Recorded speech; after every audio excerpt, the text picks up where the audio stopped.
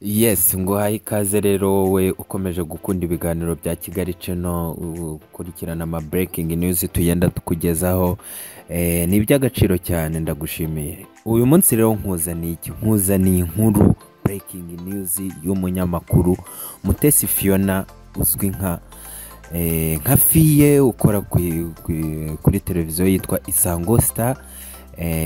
Nkuzaniye breaking news yuko yamaze gukora ubukwe mu ibanga bucece n'umu diaspora, dore ko aba diaspora bakomeje kwigaragaza, bakomeje kugirirwa igikundiro na bamwe mu byamamare hano mu gihugu. Uyu mugabo we rero bamaze gukorana ubukwe yitwa Pate Evan Sanken, uyu mu diaspora ufite inkomoko cyane mu gihugu cy'Ubudage, ariko yagiye aba mu bihugu nk'Ubuholande cyane, akaba yararabutswe rero. Uyu mwana w'umukobwa witwa Fiye ukora ku Isango Star mu kiganiro kizwi cyane cyitwa Hands Up, akaba rero bamaze gukora ubukwe. Ariko inkuru nkuzaniye si uko bakoze ubukwe, ahubwo ni ugukora ubukwe bigasa nkaho umuntu mwakoze ubukwe utamwishimiye, bigasa nkaho ari ibanga rikomeye ndetse ntube proud yo ku buryo wanamupostinga. Ibi ni byo Mutesi Fiona rero yaje gukora mu ibanga rikomeye, ariko nk'ubucukumbuzi n'ubusesenguzi bwa Kigali Channel n'ukuntu tuba tubashakira amakuru, rero tukaba twamaze kubona amafoto yabo ndetse akaba ariyo tubazaniye.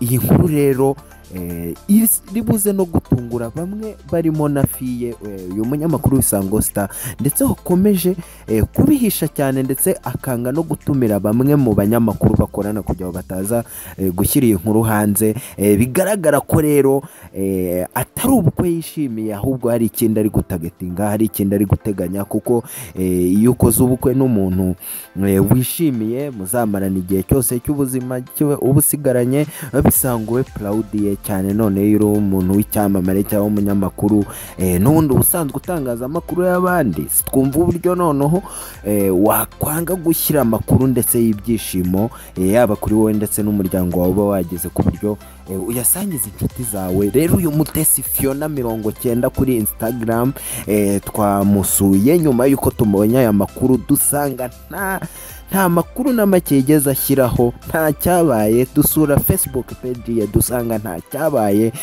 Uyu Pate Evan Sanken uyu we rwose nta n'imbuga nkoranyambaga abamo, ubu bigaragara ko ari umuntu w'umusaza wibereye aho wishakiraga amafaranga, akorera amafaranga, atari umuntu ugendera muri ibi bya social media cyane. Ndetse aza kurabuka uyu mwana w'umukobwa kuri televiziyo asa nkaho yibrandingaga, agaragara byina cyane, ku buryo rero bamaze gushinga urugo, bamaze gukora ubukwe bwari buhenze cyane, ubukwe bwari burimo abantu bake bashoboka, bwari buri mu ibanga rikomeye, ariko nka Kigali Channel. Aya makuru yose rero naho uri buyasange, izi breaking news twe niwe mwihariko wacu wo kubazanira amakuru mutasanga handi kandi yihuta.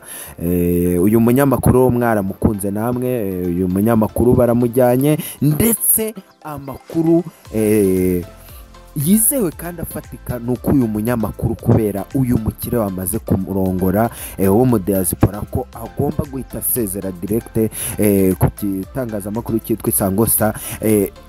Amakuru ataranahereza abayobozi ba Isango Star, ndetse bigaragara ko atigeze anabatumira, mbese nawe atari yizeye ubu bukwe bwe. Yavuga ngo icyo ari cyo cyose ndagitegura nyuma yuko ubukwe bumaze gutaha. Menya ari nka wa mugani bavuga ngo ndayishima ari uko yamaze kugeramo. Rero yamaze kugeramo, ubukwe bwatashye, ndetse akaba dutegereje yuko mu minsi iri imbere bari bwurirana indege adusezera.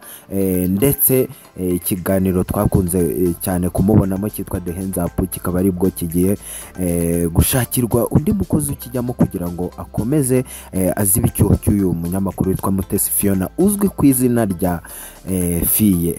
Mukomeze mudukurikirane rero, mukundi ibiganiro bya Kigali Channel, mukomeze musangize inkuru zacu, dukeneye comment zanyu cyane aha hasi kugira ngo mugomeze mutu mutugaragariza amarangamutima yanyu ku nkuru tubagezaho rero sawa mukomeze mugire ibihe byiza, ciao ciao.